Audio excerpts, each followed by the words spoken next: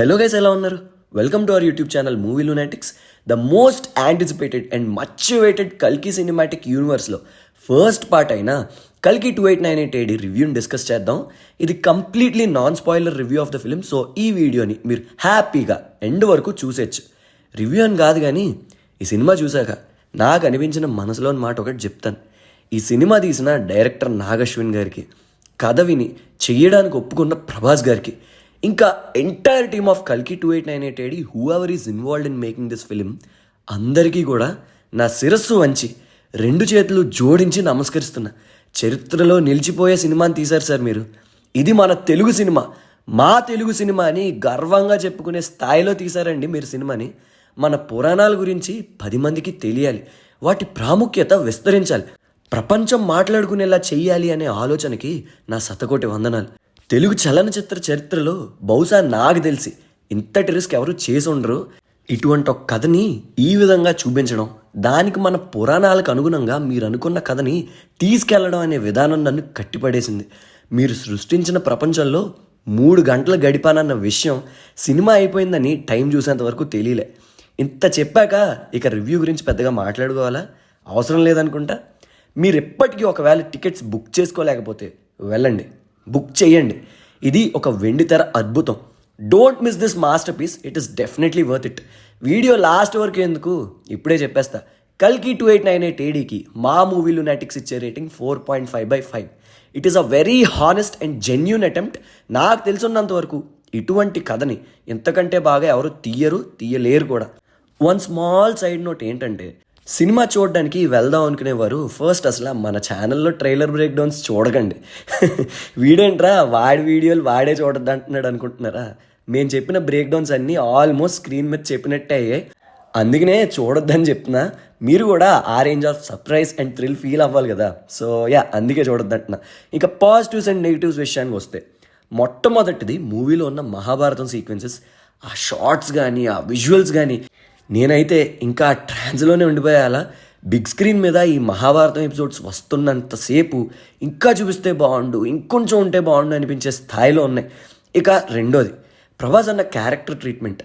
ఆయన క్యారెక్టర్ని సటిల్గా కాకుండా కామెడీ ట్రీట్మెంట్ కరెక్ట్గా ఇచ్చారు, which work the big way. ఫ్యాన్స్కే కాదు, జనరల్ ఆడియన్స్ కూడా భైరవ క్యారెక్టర్ని పిచ్చిగా ఎంజాయ్ చేస్తున్నారు. అశ్వత్థామగా అమితాబ్ బచ్చన్ గారు ఈ పాత్ర కోసమే పుట్టారా అన్నట్టుంది. ఆయన మీరు పోర్ట్రే చేసిన విధానం అయితే సింప్లీ ఫెంటాస్టిక్. కమల్ హాసన్ గారికి కన్సిడరబుల్లీ చాలా తక్కువ స్క్రీన్ టైం ఉన్నప్పటికీ ఆయన క్యారెక్టర్ యొక్క ఇంపాక్ట్ సినిమా మొత్తం ఉంది. మహాభారతం ఎపిసోడ్స్ వస్తున్నప్పుడు సంతోష్ నారాయణ గారి బ్యాక్గ్రౌండ్ స్కోర్ సీన్స్ని ఒక రేంజ్లో ఎలివేట్ చేసాయి. స్పెషల్ మెన్షన్ బుజ్జి ఇక్కడ, ఎందుకంటే టైం ఉన్న ప్రతిసారి, స్కోప్ ఉన్న ప్రతిసారి ఎంటర్టైన్ చేస్తూనే వచ్చింది. Moving on to next point, almost every 30 minutesకి ఒక్కో కేమియో ఉంది. ఈ కేమియోస్ ఎవరివి అని నేను చెప్పను కానీ విజిల్ వర్తి ఉన్నాయి కేమియోస్ అన్నీ కూడా. జనాలు పిచ్చగా ఎంజాయ్ చేస్తున్నారు హాల్లో. ఇక నెక్స్ట్ థింగ్ వచ్చేసి సినిమాటోగ్రఫీ. ఇలాంటి ఫ్యూచరిస్టిక్ సినిమాలకి సినిమాటోగ్రఫీ ఇస్ ద కీ. అసలు సినిమాటోగ్రఫీ బై జార్డీ స్టాయిల్కోవిచ్ సినిమాలో మేకర్స్ క్రియేట్ చేసిన వరల్డ్లో ఎంగేజ్ చేయడానికి చాలా బాగా హెల్ప్ అయింది. He did a fantastic job in showing the entire world of కల్కి. ఇలా చెప్పుకుంటూ పోతే చాలానే పాజిటివ్స్ వస్తాయి, కానీ అవన్నీ ఒక స్పెషల్ అప్రిషియేషన్ వీడియోలో మాట్లాడుకుందాం.